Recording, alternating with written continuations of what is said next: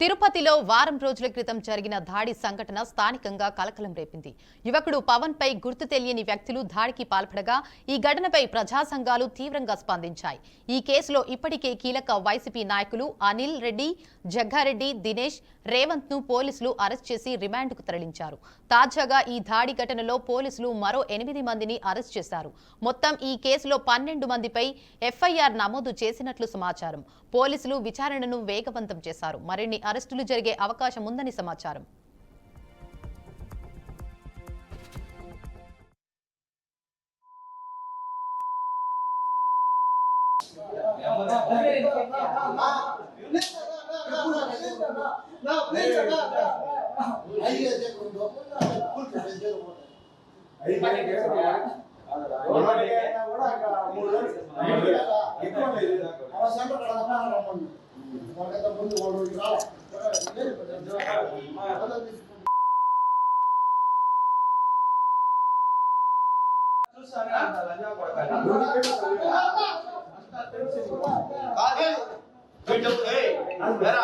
నిన్న 5 గంటల మీ డబ్బు వేపిస్తాను కదా, నిన్న 5 గంటల ఆ పిల్లోడికి 5 కిలోలు ఈ రోజు నీళ్ళకి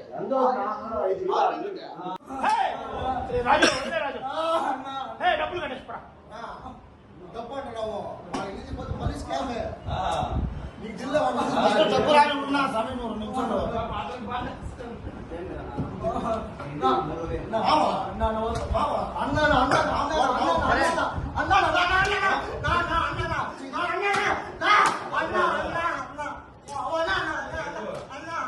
దానికన్నా వద్దు